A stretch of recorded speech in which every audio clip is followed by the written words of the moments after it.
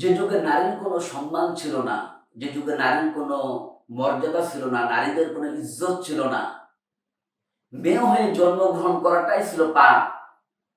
সেই মধ্যযুগের কথাই চিন্তা করুন। নবী করিম সাল্লাল্লাহু আলাইহি ওয়াসাল্লাম যখন পৃথিবীতে এসেছিলেন, তখন জীবন্ত কন্যাদেরকে হত্যা করা হতো, আছাড় মেরে তাদেরকে হত্যা করে ফেলা হতো, আছাড় মেরে তাদেরকে ছুঁড়ে ফেলা হতো, তাদেরকে জীবন্ত কবর দেওয়া হতো। যার কারণে আল্লাহ তাআলা কোরআনে কারিমে বলছেন, বিআইয়ে দাম্বিন কতিলা, কোন অপরাধে শিশুদেরকে, বাচ্চাদেরকে হত্যা করা হচ্ছে। প্রিয় ভাই সব, হাদিস শরীফে এসেছে, বনু তালেব গোত্রের সর্দার কায়েস বিন আসে নবী করিম সাল্লাল্লাহু আলাইহি সাল্লামের কাছে ইসলাম কবুল করার জন্য এসেছে। আল্লাহ নবী তাকে বললেন, সে যখন স্বেচ্ছায় ইসলাম কবুল করার জন্য এসেছেন, নবীজি বললেন, পরলা ইলাহা ইল্লাল্লাহু মুহাম্মাদুর রাসূলুল্লাহ।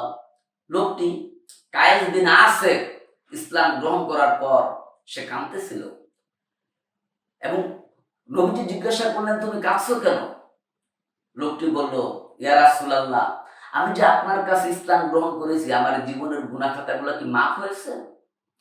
আল্লাহর নবী বললেন, তুমি যখন মনে প্রাণে বিশ্বাস করে মুখে যখন উচ্চারণ করেছো লা ইলাহা ইল্লাল্লাহু মুহাম্মাদুর রাসূলুল্লাহ, এই কালিমা উচ্চারণের সঙ্গে সঙ্গে আল্লাহ রাব্বুল আলামিন তোমার জিন্দেগীর তামাম গুনাহ খাতাকে আল্লাহ তাআলা মাফ করে দিয়েছেন। লোকটি তারপরও কাঁদতেছে। নবী করিম সাল্লাল্লাহু আলাইহি সাল্লাম জিজ্ঞাসা করলো, এরপরেও তুমি কাঁদছো কেন? কায়েস বিন আসে নবী করিম সাল্লাল্লাহু আলাইহি সাল্লামকে বলল, ইয়া রাসূলুল্লাহ, আমি এমন একটু অপরাধ করেছি ইসলাম গ্রহণ করার আগে, সে অপরাধের কারণে আমি কাঁদতেছি। আমি ইসলাম গ্রহণ করেছি ঠিকই, কিন্তু অপরাধটা বুঝতে পারতেছি না, বারবার আমার মনের ভিতরে দাগা দিচ্ছে অপরাধটা। রাসূল প্রশ্ন করলেন, কি রকম অপরাধ করেছো? লোকটি বলল, ইয়া রাসূলুল্লাহ, আমার স্ত্রী ছিল গর্ভবতী, আমি তাকে গর্ভ অবস্থায় রেখে ব্যবসায় গেলাম। আমার স্ত্রী আমাকে জানালো যে আমাদের একটি মরা সন্তান হয়েছে। বছর কয়েক পরে বাড়ি ফেরার পর হঠাৎ ঘরের ভিতরে দেখতে পেলাম আমাদের একটা ছোট্ট বাচ্চা, সুন্দরী ফুটফুটি ছোট্ট একটা বাচ্চা। জিজ্ঞাসা করলাম, বউ, এই বাচ্চাটি কোত্থেকে এসেছে? বউ বলল, এটা আমাদেরই সন্তান।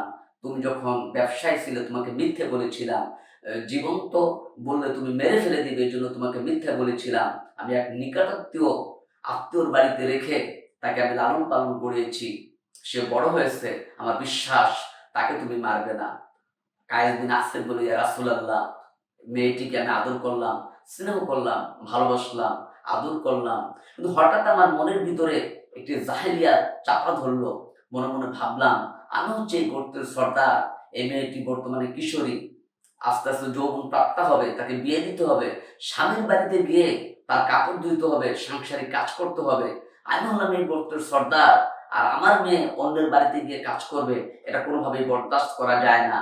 আমি পরিকল্পনা করলাম তাকে মেরে ফেলবো। স্ত্রীকে বললাম, বউ, তাকে সাজাই দাও, তাকে দূরে বেড়াইতে নিয়ে যাব। বউ সরল বিশ্বাসে সাজাই দিল। বউ সরলভাবে আমাকে বিশ্বাস করলো আর সরল বিশ্বাসে সাজাই দিল। মেয়েটাকে নিয়ে আমি অনেক দূরে যাচ্ছিলাম। আমি যখন অনেক দূরে মেয়েটিকে নিয়ে পাহাড়ের দিকে যাচ্ছিলাম, মাঝে মধ্যে মেয়েটি পিছনে পড়ে যায়, দৌড় দিয়ে এসে আমাকে জড়ায় ধরে, আবার দৌড় দিয়ে সামনে যায়, আবার পিছনে এসে আমাকে জড়ায় ধরে। এরকম করতে করতে তাকে আমি নিয়ে গেলাম নির্জন পাহাড়ি এলাকায়। আমার নির্জন পাহাড়ি এলাকায় গিয়ে আমার চাদরের ভিতর থেকে সাগর জাতীয়, আমার কাপড়ের ভিতর থেকে সাগর জাতীয় অস্ত্র বের করলাম। বের করে গর্ত খনন করছি।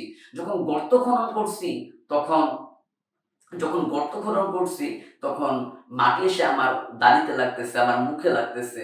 মেয়ে আমার দাড়ি থেকে ময়লা সরাই দিচ্ছে, আমার মুখ থেকে ময়লা সরাই দিচ্ছে, এত আদর করতেছে আমাকে। তারপর আমার পাষাণ হৃদয় একটুও বললো না যে মেয়েটাকে মারবো না। হঠাৎ মেয়েটার আমি হাত পা বেঁধে ফেললাম। মেয়ে বুঝতে পারলো তাকে আমি মেরে ফেলবো। মেয়ে আমার কেঁদে কেঁদে বললো, বাবা, আমাকে মেরো না, আমি তোমাকে বাপ হিসাবে তোমাকে সমাজে লজ্জা দেব না, শরম দেব না, আমাকে মেরো না। আমি তার কোনো কথাই শুনলাম না।